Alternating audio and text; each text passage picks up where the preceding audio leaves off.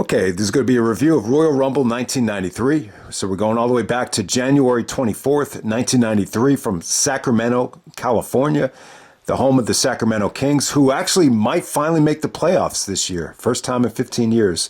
From the Arco Arena, 16,000 in attendance. Yeah, I mean, Sacramento is not a...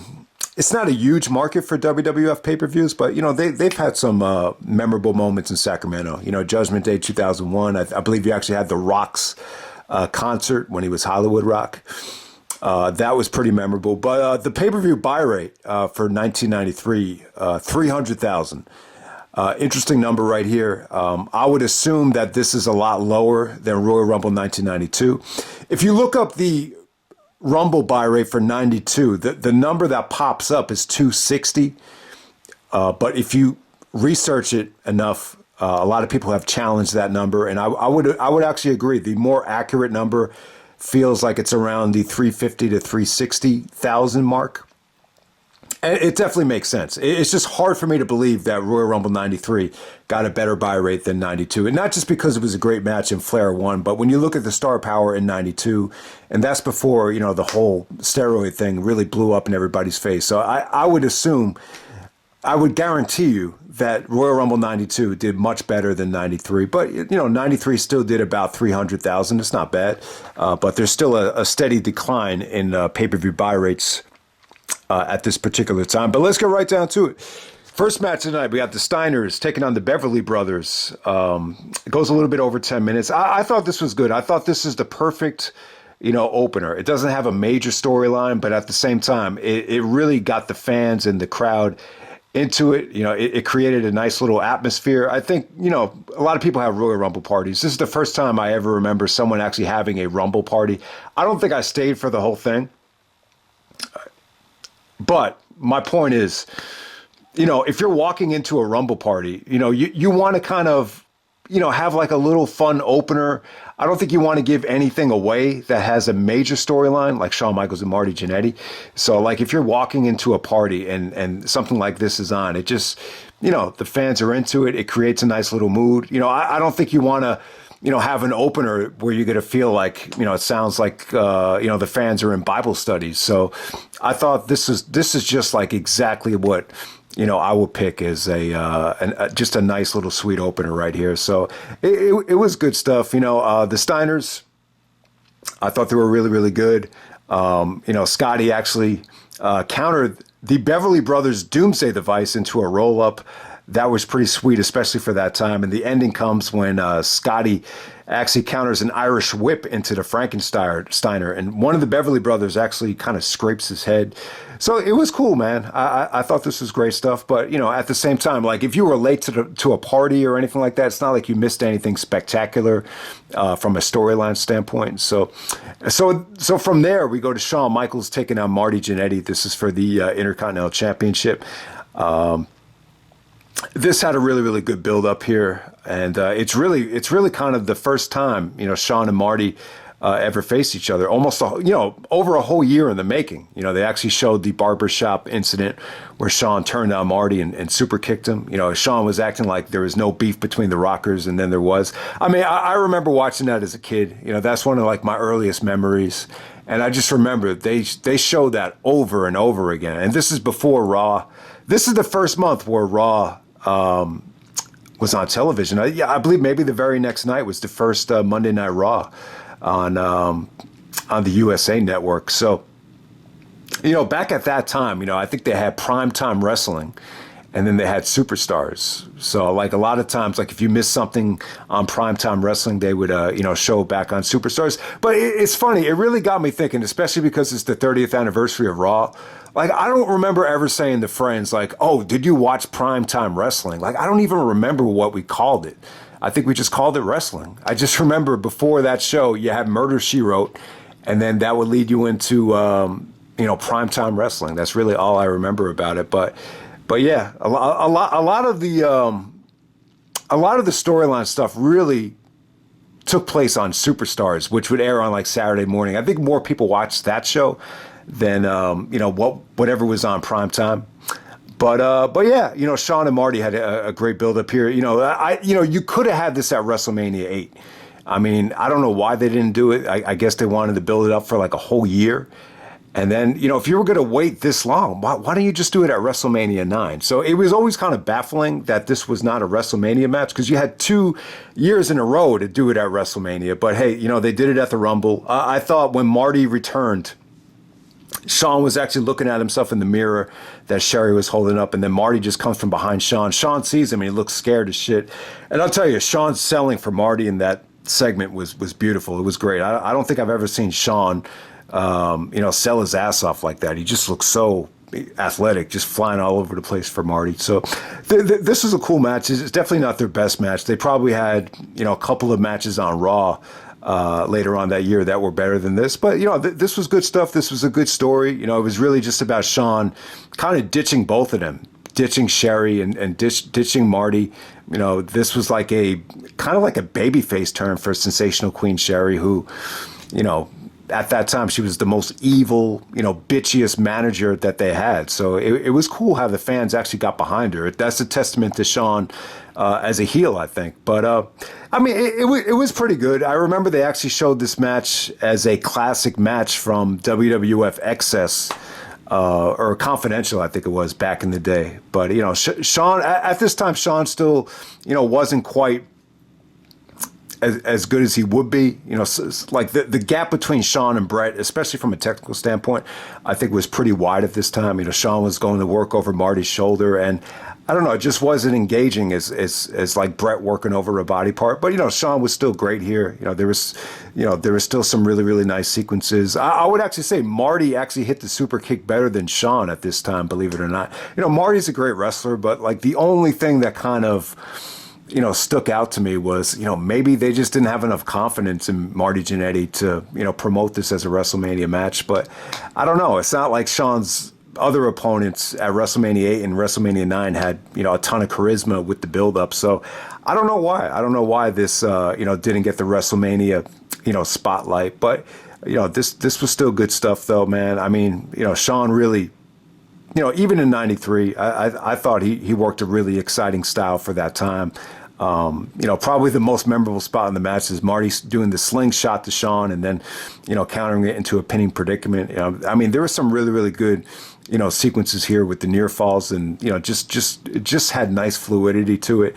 But yeah, very storyline driven with Sherry, accidentally, costing Marty the match, as I believe Marty actually got hit by the mirror, and that's how Shawn actually got the victory. Yeah, Shawn's super kick didn't look anywhere near what it would look like down the road, and then it just kind of ends with Shawn telling Sherry in the locker room, I should have left you in the gutter. I should have left you in the gutter. And then the fans go crazy when Marty makes the save. So ideally, you could act like Marty got screwed by Sherry, but sometimes the babyface really doesn't take it like that. So, it was good for Shawn, this whole program. It was kind of putting an axe to Marty, putting an axe to Sherry, and just becoming his own guy.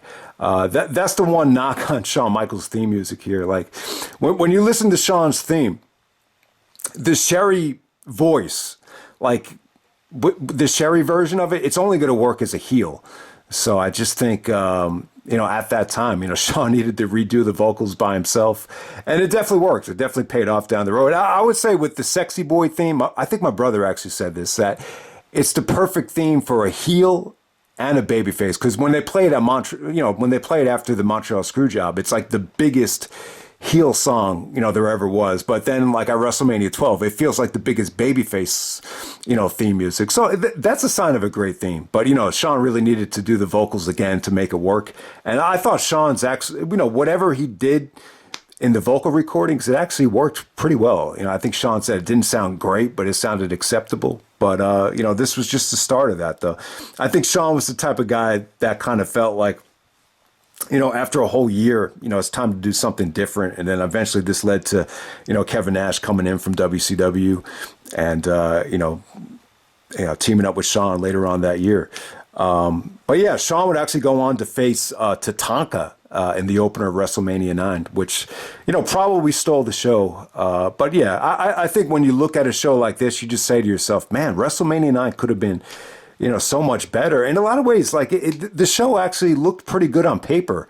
When you look at what it potentially could have been. All right, so from there we got Bam Bigelow taking on the Big Bossman. Pretty solid matchup right here. These are two guys carrying a lot of body fat. This just kind of felt to me like Bossman was on the way out. I think anytime a heel goes over a babyface clean, it kind of raises a red flag. Like, all right, something must be up here. And I think Big Bossman went to WCW a little bit later. For some reason, this reminded me of Roderick Strong and Chris Hero from Final Battle 2011, where you knew Hero wasn't coming back and he was going to FCW. It just reminded me of that for whatever reason. But I thought Bam Bam was great here. He's carrying more weight, but at the same time, he came off in much better shape. I thought his offense just was a lot more engaging than Big Bossman. He actually gave him a bear hug, and he actually grounded him with a bear hug, and Bossman is selling, a bad back from the bear hug.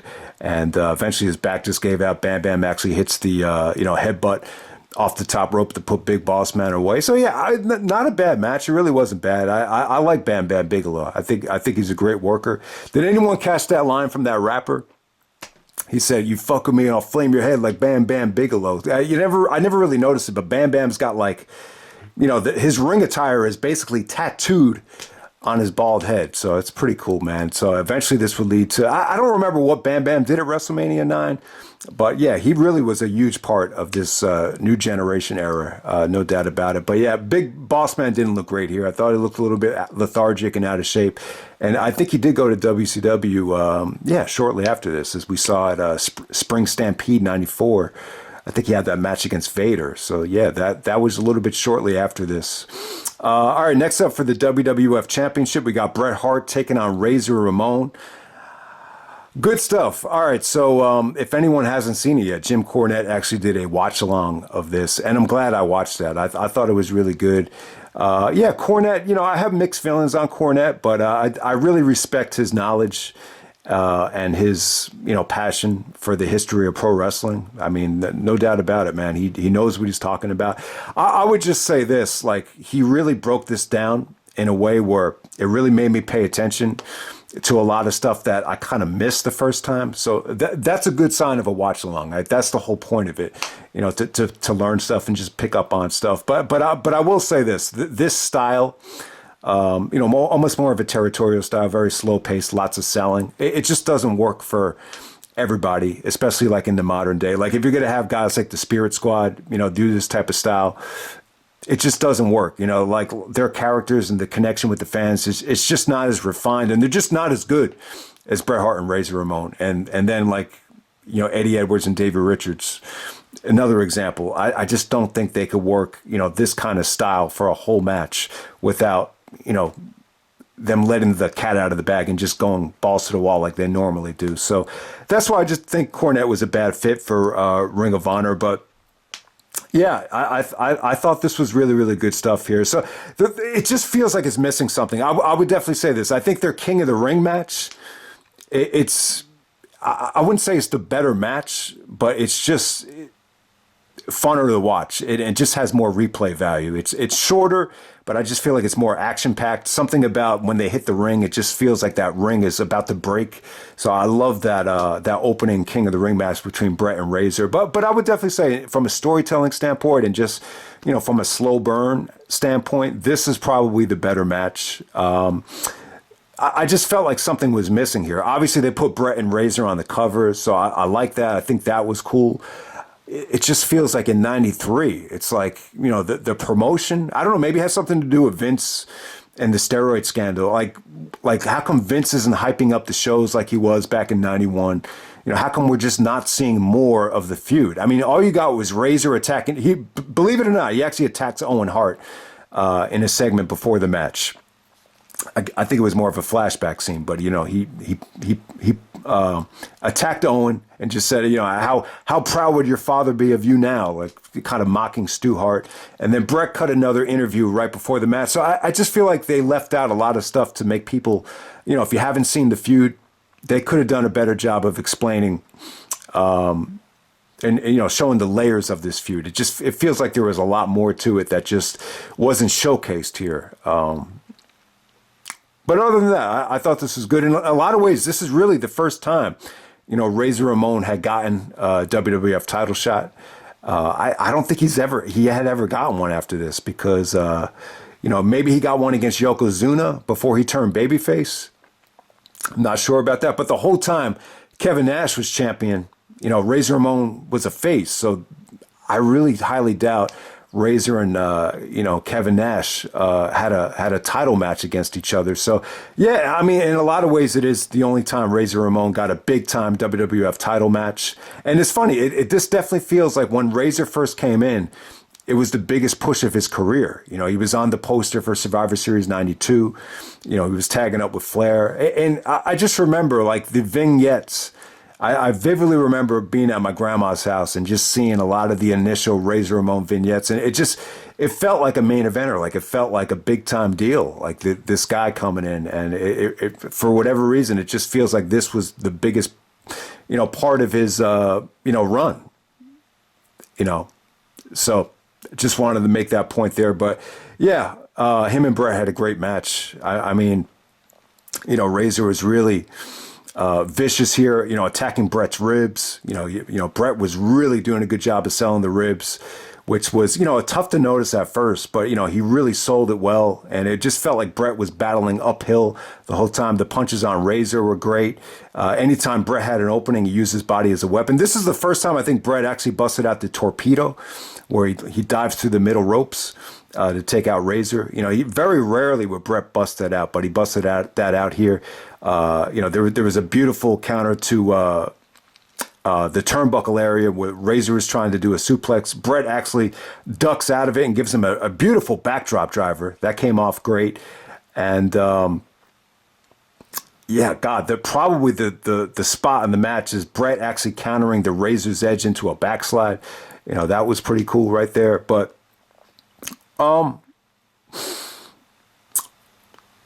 yeah, man, I gotta say, good stuff. Bret actually, did go for the sharpshooter a lot of times. They really built up the sharpshooter nicely here. That Razor had to stay away from it, so he had it well scouted. And the ending comes when Razor starts giving a kind of like a test of strength. And then Gorilla actually calls it a bow and arrow. So Bret actually counters out of the test of strength with a bow and arrow and actually has Razor pinned. And then after Razor kicks out of the pin, he leaves his legs exposed. And then Bret just locks in the sharpshooter right there and, actually submits right away. Now, Cornette was saying that because of, at that time, and maybe even when you get to Montreal as well, Razor had to, he shook his head when he submitted.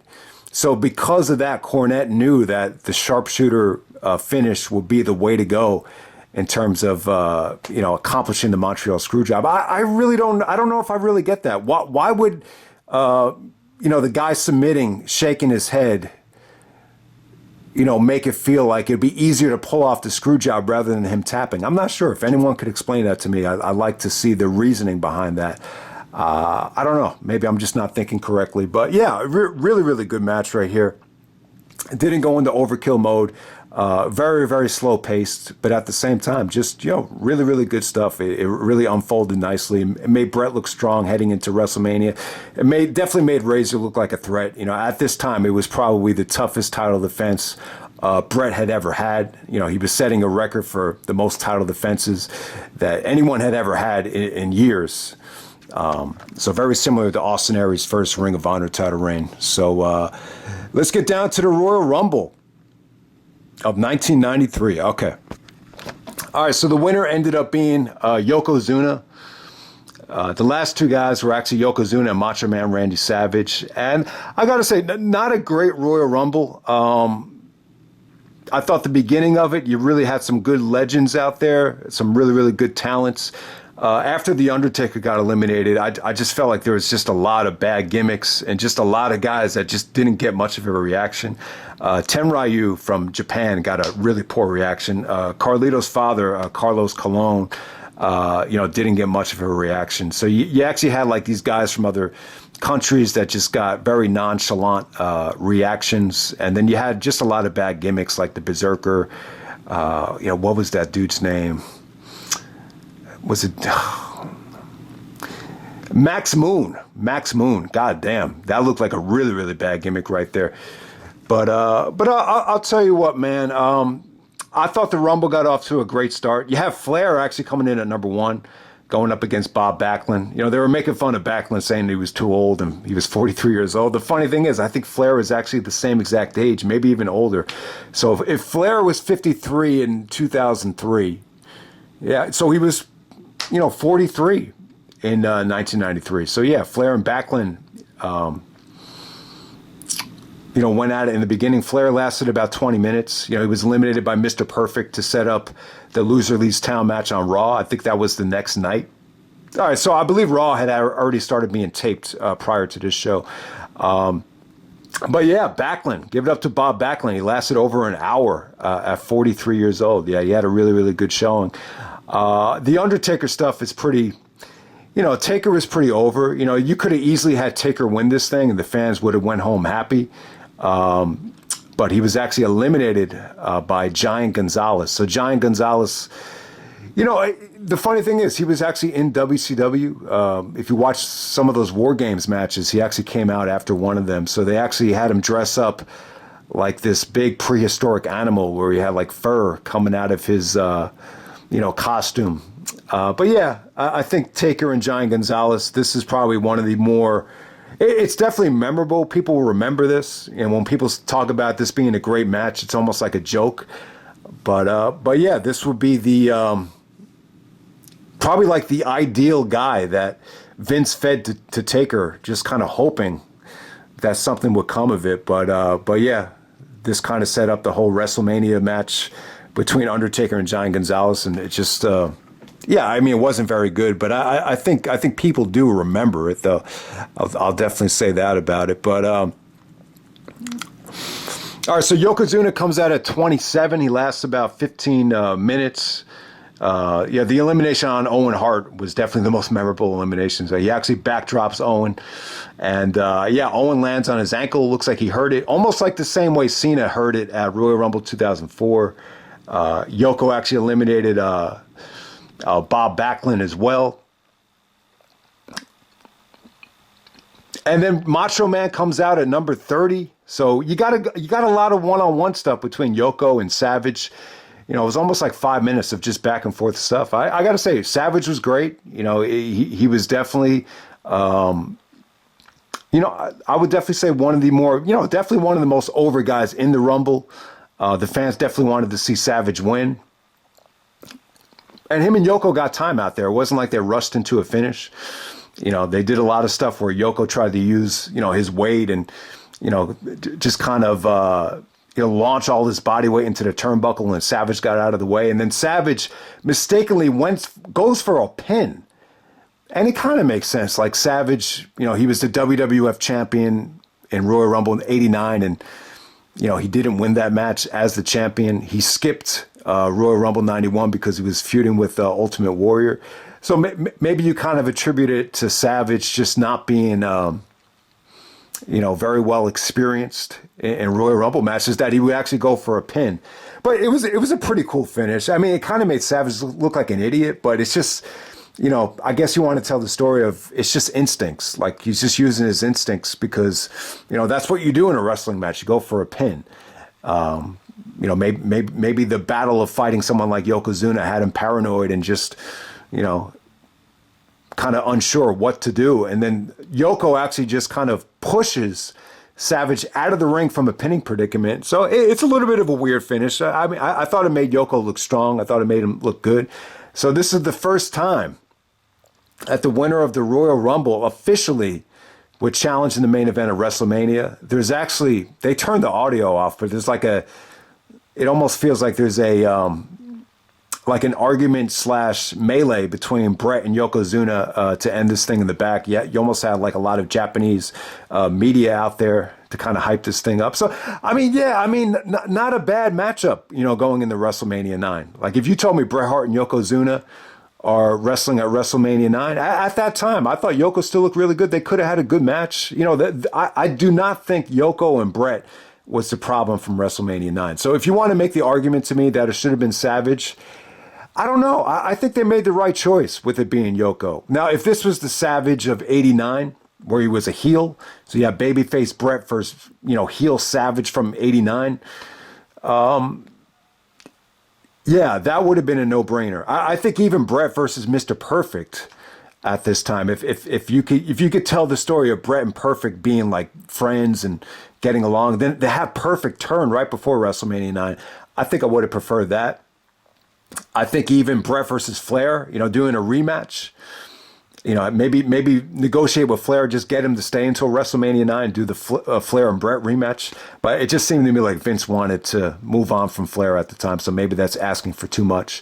But yeah, I mean, this version of Randy Savage, I just don't know. Vince wanted him to be on commentary. I think Vince thought he was a little bit too old. Obviously, they teased it and toyed with the idea of it, but yeah, I think they made the right choice by going with Yokozuna. I don't think that's the problem. I don't think that's the bad choice. But yeah. So overall, I would say not one of the better Royal Rumbles of the 90s. I didn't think it was bad, but it would definitely be in the weaker half of the Royal Rumbles from the 1990s. It might be the weakest one. It definitely might be. But I think what really saved this Rumble is, Flair in the beginning. And then I think the ending between Yoko and Savage, that was really the first time where you got just a lot of, I would definitely say Hogan and Perfect, kind of, was on the same level as this. But I think Savage and Yoko really gave you an exciting finish where there's just a lot of back and forth and a lot of unpredictability because, it felt like it could have went either way. But yeah, that's Royal Rumble 1993. I'll leave it right there and hope you enjoyed it. And I'm out. All right.